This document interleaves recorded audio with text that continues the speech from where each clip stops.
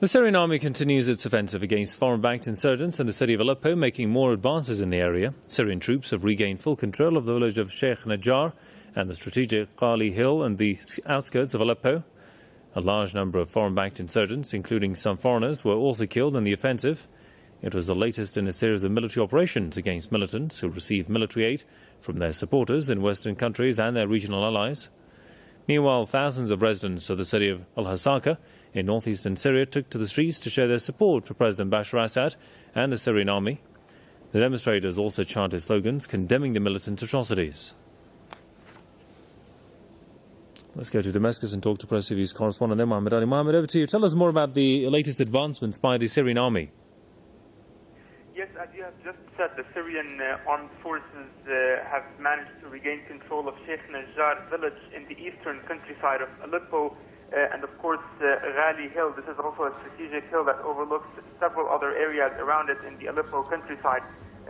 Of course, this is not the first or last advancement for the Syrian army in the recent days. Especially today, there was also another advancement for the army in Al-Quneitra countryside, in which the Syrian army was also able to regain control of Al-Yerzan hill, which is another strategic hill overlooking other areas in Al-Quneitra countryside. Of course, we have to note and underline the importance of the advancements happening, especially in the northern countryside of Aleppo there, because as you know, the Aleppo and its countryside and the area surrounding it is a very dangerous one. Over there you have a variety of foreign-backed militant groups fighting. You have Qaeda-linked groups, Islamists, extremists, and Takfiris like the Islamic Front, the so-called Islamic State for Iraq and the Levant, and the Al-Nusra Front. So in spite of the fact that all of those are present and fighting in that area of the country, in spite of that fact, the Syrian army was able to carry out successful military operations and regain control of more areas in Aleppo countryside, and this is a very important victory that should be underlined. Of course, the fighting also continues in other areas, important areas.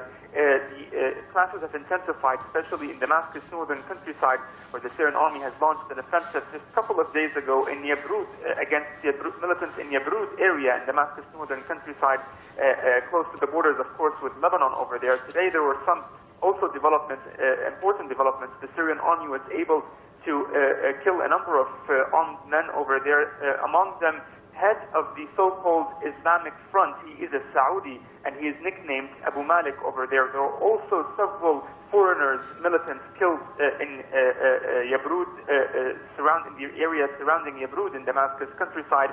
Of course, this notes to the ferocious clashes happening there. We are expecting to see more advancements on ground, especially in that area of Damascus countryside. And nevertheless, we have to also note that there were some separate military operations happening inside the city of Damascus in areas like Harasta, Daraya, and others. We have to note here that also the foreign-backed militants continue to attack these civilian neighborhoods.